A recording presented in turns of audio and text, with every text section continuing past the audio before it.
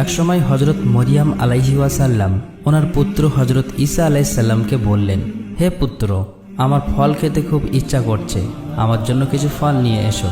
সেই সময় হজরত মরিয়াম আলাইহি ওয়াসাল্লাম এবং হজরত ঈসা আলাইসাল্লাম মরুভূমির মাঝে একটি নির্জন ঘরে একাকী বাস করতেন। তাদের সাথে আর কেউ থাকতো না। মায়ের আদেশে হজরত ঈসা আলাইহি ওয়াসাল্লাম তার জন্য ফল আনতে চলে গেলেন, আর এদিকে হজরত মরিয়াম আলাইসাল্লাম একাকী সেই কুঠিরে গেলেন। এমন সময় মালাকুল মউত, একজন ফেরেশতা, তার সামনে এসে উপস্থিত হলো। হজরত মরিয়াম আলাইসাল্লাম আজরাইলের ভয়ঙ্কর মূর্তি দেখে অত্যন্ত ভীত সন্তুষ্ট হলেন। আপনি কে? কি উদ্দেশ্যে এখানে আগমন করেছেন? তখন ফেরেশতা আজরাইল আলাইসাল্লাম বলেন, আমি আজরাইল, আমি আল্লাহর নির্দেশে আপনার জান কবজ করার জন্য এখানে এসেছি। দুনিয়াতে আপনার সময় শেষ হয়ে গেছে, আপনি এখন পরপরের যাত্রী হওয়ার জন্য প্রস্তুতি গ্রহণ করুন। আজরাইলের কথা শুনে বিমর্ষ বদলে হজরত মরিয়াম আলাইহি ওয়াসাল্লাম বললেন, হে মালাকুল মাউত, আপনি আমাকে কিছুক্ষণের জন্য সময় দিন। আমি আমার প্রাণের চাইতে প্রিয় পুত্রকে ফল আনার জন্য একটু বাইরে পাঠিয়েছি। দুনিয়া থেকে চির বিদায় গ্রহণের পূর্বে তার সাথে একটু দেখা করতে চাই এবং বিদায়ের প্রাককালে তাকে 2-4টি উপদেশবাণী শুনিয়ে যাবার ইচ্ছা রাখি। অতএব সে ফিরে আসুক, এরপরেই আপনি না হয় আমার জান কবজ করবেন। মালাকুল মউত আজরাইল বললেন, হে ঈসার জননী, আমার এই কাজে এক মুহূর্ত বিলম্ব করার সাধ্য নেই। আল্লাহ রাব্বুল আলামিন প্রত্যেকটি প্রাণের মৃত্যুর জন্য একটি সুনির্ধারিত সময় নির্দিষ্ট করে দিয়েছেন। এই সময়ের মাঝে তাকে মৃত্যুবরণ করতে হবে। এর মাঝে একটু সময় এগিয়ে দেওয়া বা একটু সময় পিছিয়ে দেওয়া কোনোটাই আমার ক্ষমতার আওতাধীন নয়। আল্লাহ রাব্বুল আলামিনের এই ঘোষণা অনুসারে আমাকে এক্ষুনি আপনার জান কবজ করতে হবে। আজরাইলের এই কথা শুনে হজরত মরিয়াম আলাইহি ওয়াসাল্লাম বলে উঠলেন, আমি মৃত্যুকে ভয় করি না এবং আমি আল্লাহর আদেশের অবাধ্য নই। কিন্তু দুঃখ এই যে শেষ মুহূর্তে পুত্রকে একটি বারও বলে যেতে পারলাম না এবং তাকে একটি বারও দেখে যেতে পারলাম না। যাই হোক, আল্লাহ যা করেন সব কিছুতেই তার বান্দার মঙ্গলের জন্যই করেন। এরপর হজরত মরিয়াম আলাইহি ওয়াসাল্লাম জান কবজ করার অনুমতি প্রদান করলেন। ফেরেশতা আজরাইল যত সময়ে হজরত মরিয়াম আলাইহি ওয়াসাল্লামের জান কবজ করে চলে গেলেন এবং মরিয়াম আলাইহিস সালামের প্রাণহীন দেহটি মাটিতে পড়ে রইলেন। কিছুক্ষণ পরে হজরত ঈসা আলাইহিস সালাম বন হতে ফলমূল নিয়ে কুটিরে ফিরে আসলেন এবং এসে তিনি দেখেন তার জননী মাটিতে শায়িত আছেন। তিনি ভাবলেন হয়তো তার জননী নিদ্রায় গিয়েছেন, এই জন্যে তিনি তাকে আর বিরক্ত করলেন না। কিন্তু শেষ পর্যন্ত তার কোনো সাড়া শব্দ না পেয়ে হজরত ঈসা আলাইহিসসালাম হজরত মরিয়াম আলাইহিসসালামকে নাড়া দিলেন।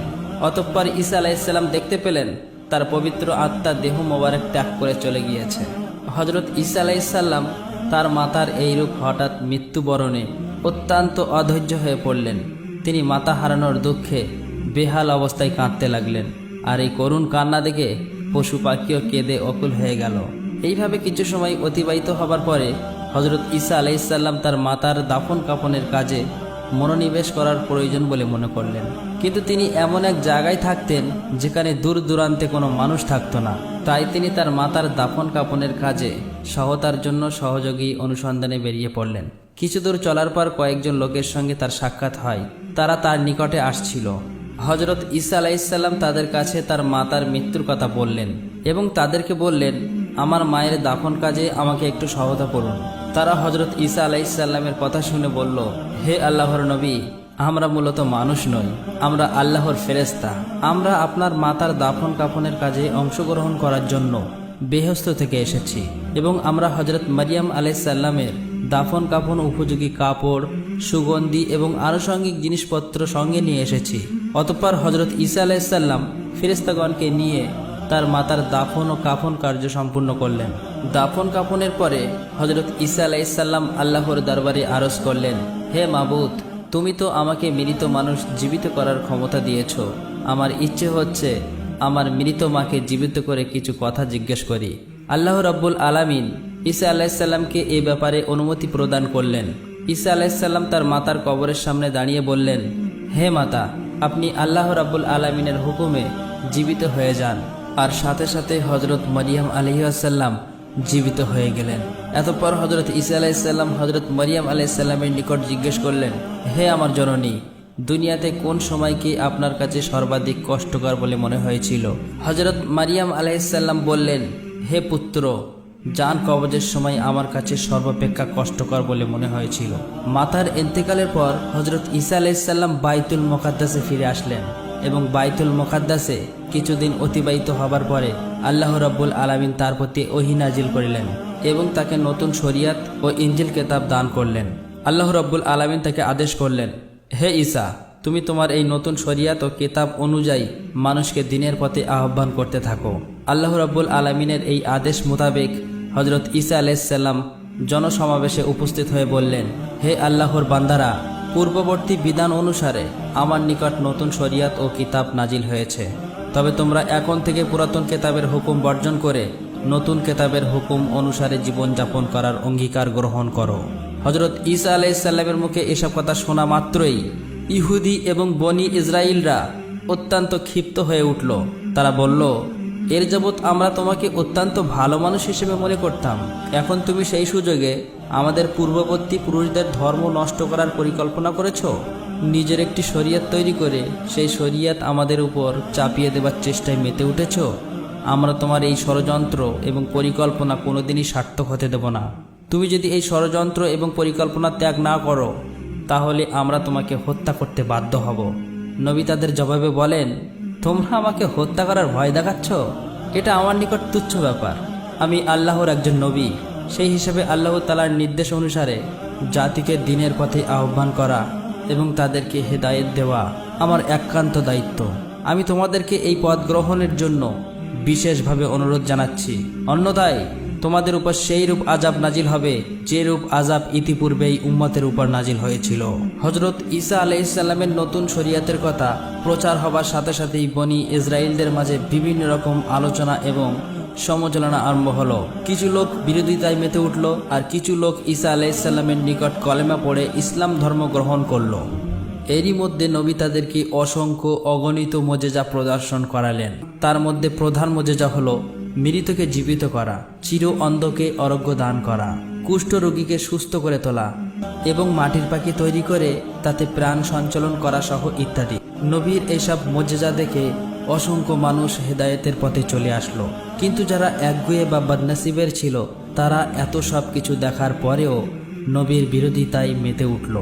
যখন বনি ইসরাইলগণ নবীকে হত্যা করার পরিকল্পনায় মেতে উঠল, তখন বনি ইসরাইল মুসলমানরা তাদেরকে বলল, তোমরা ইতিপূর্বে হযরত জাকারিয়া আলাইহিসসালাম এবং হযরত ইয়াহইয়া আলাইহিসসালামকে হত্যা করেছ, এখন তোমরা হযরত ঈসা আলাইহিসসালামকে হত্যা করার পরিকল্পনা করছো। এটা জাতির জন্য বিপজ্জনক ও ভয়ানক তৎপরতা। তোমরা এই তৎপরতা ও পরিকল্পনা থেকে ফিরে এসো। হযরত ঈসা আলাইহিসসালাম অবশ্যই আল্লাহর একজন খাস নবী। তিনি তোমাদেরকে যে সকল মুজিজা দেখিয়েছেন, এগুলো তার নবী হবার প্রমাণের জন্য যথেষ্ট। তারপর আরও একদিন হযরত ঈসা আলাইহিসসালাম সবাইকে বললেন, হে আল্লাহর বান্দারা, আল্লাহ তাআলা হযরত মুসা আলাইহিসসালামকে শনিবার ইবাদতের জন্য নির্দিষ্ট করে দিয়েছিলেন, আর আমাকে দিয়েছেন রবিবার দিন। অতএব এই দিনে তোমরা সকল কাজকর্ম, ব্যবসা বাণিজ্য পরিত্যাগ করে একমাত্র আল্লাহর ইবাদত করবে। এই দিনে তোমরা আল্লাহ তাআলার কিতাব তেলাওয়াত করবে এবং মানুষকে সৎ কাজের আদেশ দিবে ও মন্দ কাজ থেকে ফিরে রাখবে। কোনো পার্থিব কাজে মনোনিবেশ করা যাবে না। এই হুকুম অমান্য করলে তোমাদের উপর আল্লাহ রাব্বুল আলামিন অসন্তুষ্ট হবেন এবং আল্লাহ রাব্বুল আলামিনের বিপদ আপদ ও আযাব আসার সম্ভাবনা অধিক হয়ে যাবে। অতএব হে বনি ইসরাইল সম্প্রদায়, তোমরা সকলেই আমার এই দাওয়াত কবুল করো, এই বিষয়টির উপর মনোযোগ সহকারে আমল করো। হযরত ঈসা আলাইহিসসালাম আরও বললেন, ভাইরা, আমি তোমাদেরকে আরও একটি সুখবর দিতে চাই। তোমরা জেনে রাখো, আল্লাহ রাব্বুল আলামিন আমার উপর যে কিতাব নাজিল করেছেন, তার হুকুম আহকাম প্রতিষ্ঠিত করার জন্য আমি চেষ্টা চালিয়ে যাব। আমার পরে আরও একজন নবী আসার সুসংবাদ আমি তোমাদেরকে দিয়ে যাচ্ছি, যার নাম হবে আহমদ, যিনি হবেন পৃথিবীর সর্বশ্রেষ্ঠ ও সর্বশেষ নবী।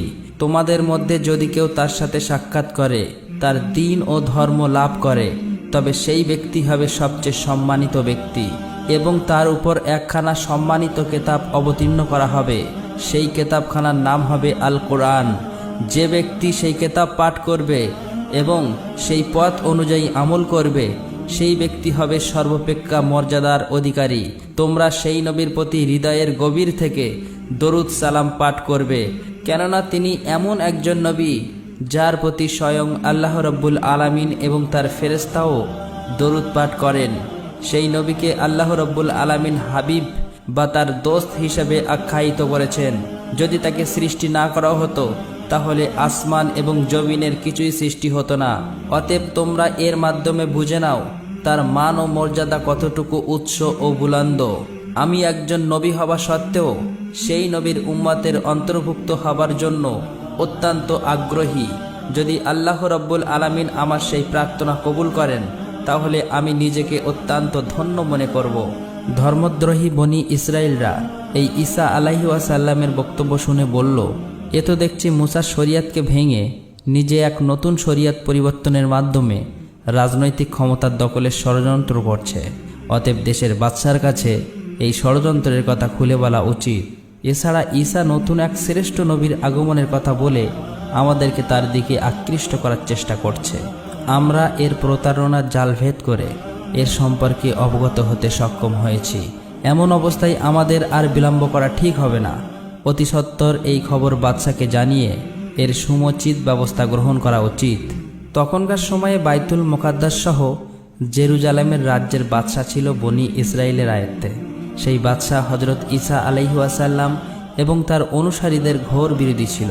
বনি ইসরায়েলের মধ্যে যখন এইরূপ চরম দ্বন্দ্বমুখর পরিবেশ সৃষ্টি হলো, তখন বাদশা হজরত ঈসা আলাইহি ওয়াসাল্লাম ও তার অনুসারীদেরকে চিরতরে দুনিয়া থেকে মুছে ফেলার জন্য ধর্মদ্রোহিতায় লিপ্ত হলো।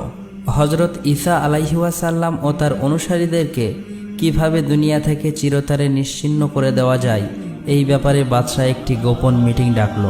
বাদশাহ সেই মিটিংয়ে বলল, তোমাদের পূর্বপুরুষদের ধর্মকে নিশ্চিহ্ন করে দেওয়ার জন্য যে লোকটি ষড়যন্ত্রে লিপ্ত হয়েছে তাকেও তার অনুসারীদেরকে এই দুনিয়ার জমিন থেকে নিশ্চিহ্ন করা আমাদের একান্ত দায়িত্ব ও কর্তব্য।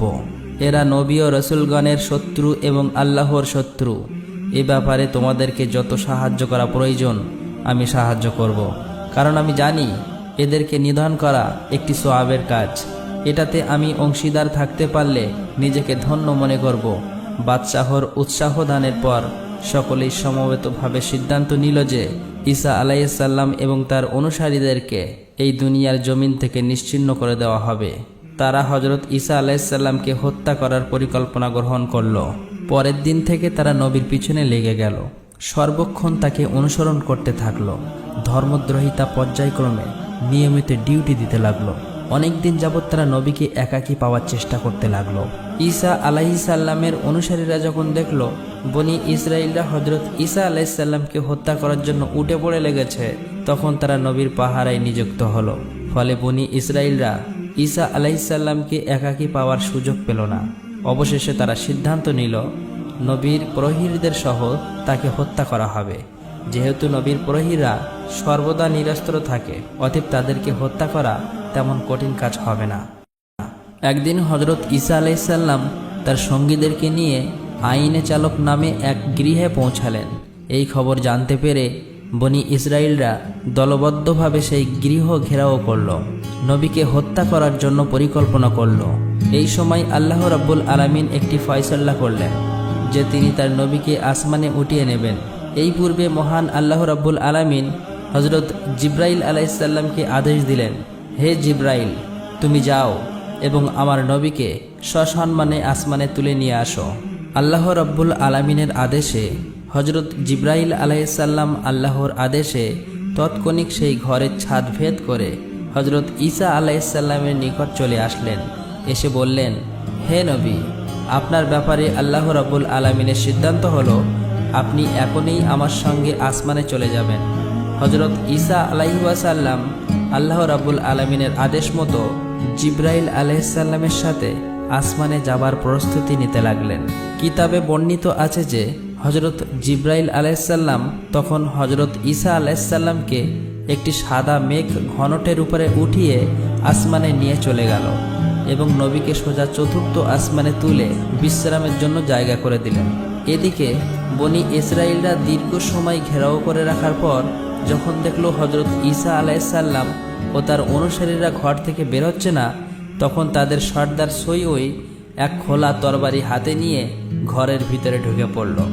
ঘরের সকল কক্ষে এসে হজরত ঈসা আলাইসাল্লামকে তন্ন তন্ন করে খুঁজল, কিন্তু কোথাও তার কোনো হদিস পাওয়া গেল না।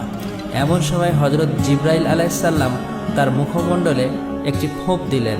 তৎক্ষণাৎ সৈয়দের চেহারা হজরত ঈসা আলাইসাল্লামের চেহারাই পরিবর্তন হয়ে গেল। যখন সে ঘরের বাইরে আসলো, তখন বনি ইসরায়েলরা তাকে ঈসা আলাইসাল্লাম ভেবে পাকড়াও করে নিলেন এবং তাকে প্রচণ্ড মারধর করল। কিন্তু কি থেকে যে কি হয়ে গেল সর্দার কিছুই তা বুঝতে পারল না। ইহুদিদের সর্দার সৈয়দ তখন চিৎকার করে বলতে লাগলো, ভাইরা, তোমরা কি করছো? তোমরা আমাকে মারছো কেন? আমি তো তোমাদের সর্দার সৈয়দ। আমি ঈসাকে সব জায়গায় খুঁজে হয়রান হয়ে গেছি, কিন্তু কোথাও তাকে পাইনি। তোমরা কি তাকে না পেয়ে এখন আমাকে হত্যা করবে? ইহুদিরা তার কথা শুনে হাসতে লাগলো এবং বলতে লাগলো, বেটা ধোঁকাবাজ, চুপ থাক।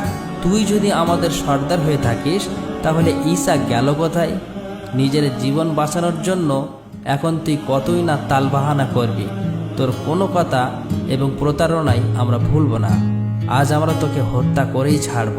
ওই সর্দার নিজেও জানতো না যে তার চেহারা পরিবর্তন হয়ে হজরত ঈসা আলাইহিসসালামের চেহারায় রূপ নিয়েছে। তাই সে চিৎকার করে আবার বলতে লাগলো, ভাইরা, তোমরা ভুল করে আমাকে আক্রমণ করছো। তোমাদেরকে নিয়ে যাকে আমি হত্যা করতে এখানে এসেছি তাকে ঘরের মধ্যে কোথাও পেলাম না। মনে হয় সে একজন জাদুকর, তাই সে সকলের চোখে ধুলো দিয়ে পালিয়েছে। কিন্তু কে শোনে কার কথা? ইহুদিরা তাদের সর্দারের উপর কিছুক্ষণ অকথ্য নির্যাতন চালান। এরপর তাকে শুলে চড়ানোর সমস্ত ব্যবস্থা করে ফেলল। সর্দার যখন বুঝতে পারল যে জনগণ তাকে শুলে চড়ানোর জন্য সম্পূর্ণভাবে প্রস্তুত হয়ে গেছে, তখন সে চিৎকার দিয়ে বলতে লাগলো যে, হে ইসরায়েল ভাইয়েরা, আমি সৈয়দ, খোদার কসম খেয়ে বলছি, আমি তোমাদের ওস্তাদ। আমার চেহারায় কি পরিবর্তন ঘটেছে তা আমার জানা নেই। যদি তোমরা আমাকে অন্যরকম দেখে থাকো তবে আমার মনে হয় হজরত ঈসার খোদার কীর্তি। আমার মনে হচ্ছে ঈসা আল্লাহর একজন সঠিক নবী ছিলেন। আল্লাহ তাআলা তাকে নিরাপদ রাখার জন্য হয়তো তার কোনো কুদরতি খেলা খেলছেন। যখনই সৈয়দ হজরত ঈসা আলাইহিসসালামকে আল্লাহর সঠিক নবী বলে উক্তি পেশ করল, তখন বনি ইসরায়েলরা আরও ক্ষিপ্ত হয়ে গেল। তখন তারা কোনো রকম কালবেলা না করে তাদের সর্দার সৈয়দকে তখনই শুলে চড়িয়ে দিল। ওদের সর্দার শুলের মধ্যে বাঁচাও বাঁচাও বলে চিৎকার করতে লাগলো, কিন্তু কেউ শুনল না তার কথা। তারপর তাকে শুলে চড়িয়ে তার প্রাণ বায়ু নিভিয়ে দেওয়া হলো। এই দৃশ্য দেখার জন্য অসংখ্য জনতা সেখানে ভিড় করেছিল। যখন সর্দারকে শুলে বিদ্ধ করে হত্যা করা হলো, তখনও অধিকাংশ লোকের মনে হলো এটা হজরত ঈসা নয়, বরং এটা ইহুদি সর্দার সৈয়দ। আর কিছু কিছু ইহুদি মনে করতে লাগলো যে না, তারা খোদ ঈসা নবীকেই হত্যা করেছে। তখন তাদের নিজেদের মধ্যে ভীষণ বিবাদ ও তলোয়ারবাজি আরম্ভ হলো। অধিকাংশ লোক বিমর্ষ হয়ে পড়ল। কেউ কেউ বলতে লাগলো তারা সর্দারকে হত্যা করেছে, আবার কেউ কেউ বলতে লাগলো না, ঈসাকে হত্যা করেছে। মহান আল্লাহ রাব্বুল আলামিনের এক অপূর্ব লীলা খেলা। এই অবস্থা দর্শন করা লোকেদের মধ্যে হজরত ঈসা আলাইহিসসালামের অনুপস্থিতিতে বহু লোক ঈসা আলাইহিসসালামের উপর ঈমান আনল, আর তারা কলেমা পাঠ করে হজরত ঈসা আলাইহিসসালামের শরিয়াতের উপর জীবনযাপন করার অঙ্গীকার গ্রহণ করল। কিন্তু হজরত ঈসা আলাইহিসসালাম এখন আছেন কোথায়? তার প্রকৃত অবস্থান সম্পর্কে সকলেই চিন্তিত হয়ে পড়লেন। অনেকেই তার অনুসন্ধানে ব্যস্ত হয়ে পড়লেন। কেউ কেউ নবীর খলিফাদের কাছ থেকে তার প্রকৃত অবস্থা জানতে চাইলেন। তারা তাদেরকে জানিয়ে দিলেন যে আল্লাহ রাব্বুল আলামিন তার নবীকে সসম্মানে চতুর্থ আসমানে উঠিয়ে নিয়েছেন। পরবর্তীতে আল্লাহ রাব্বুল আলামিন পবিত্র কোরআনুল কারিমের মাধ্যমে হজরত ঈসা আলাইহিসসালামকে জীবিত অবস্থায় দুনিয়া থেকে তুলিয়ে নেওয়ার ঘটনাটি মানব জাতিকে জানিয়ে দিলেন। হাদিস শরীফে বর্ণিত আছে যে শেষ জামানায় পৃথিবীতে দাজ্জাল নামক একজন শক্তিশালী কাফেরের আবির্ভাব ঘটবে, যে চমক লাগানো কিছু দৃশ্য মানুষকে দেখাবে। সে তাদের মৃত পিতাকে জীবিত করে দেবে। আসমানকে বৃষ্টি বর্ষণ করতে বললে আসমান বৃষ্টি বর্ষণ করবে। জমিনকে ফসল উৎপন্ন করতে বললে জমির ফসল উৎপন্ন করবে। আর দাজ্জালের এইসব কেরামতি দেখে অধিকাংশ মানুষই ঈমান নষ্ট করে তার প্রতি ঈমান আনবে। তাকে আল্লাহ বলে বিশ্বাস স্থাপন করতে থাকবে। দাজ্জালের ফিতনা যখন পৃথিবীতে চরম আকার ধারণ করবে, তখন আল্লাহ রাব্বুল আলামিন দাজ্জালকে হত্যা করার জন্য হযরত ঈসা আলাইহিসসালামকে পৃথিবীতে প্রেরণ করবেন। হযরত ঈসা আলাইহিসসালাম এই পৃথিবীতে পুনরায় যখন আসবেন, তখন আমাদের নবী হযরত মুহাম্মদ সাল্লাল্লাহু আলাইহি ওয়াসাল্লামের একজন উম্মত হয়ে আসবেন। এই পৃথিবীতে আগমনের পর হযরত ঈসা আলাইহিসসালাম দাজ্জালকে হত্যা করবেন এবং মুমিনদেরকে নিয়ে এই পৃথিবীতে একটি ইসলামিক রাষ্ট্র কায়েম করবেন। হাদিস শরীফে বর্ণিত আছে যে হযরত ঈসা আলাইহি ওয়াসাল্লাম এই পৃথিবীতে পুনরায় আগমন করার পরে 40 বছর জীবন যাপন করবেন। অতঃপর তার ইন্তেকাল হবে। ইন্তেকালের পর রাসূল সাল্লাল্লাহু আলাইহি ওয়াসাল্লামের রওজা মোবারকের পাশে তাকে দাফন করা হবে। প্রিয় দর্শক, আমাদের ভিডিওটি কেমন হলো অবশ্যই কমেন্ট করে জানাবেন এবং পরবর্তী ভিডিও পেতে আমাদের চ্যানেলটি সাবস্ক্রাইব করবেন।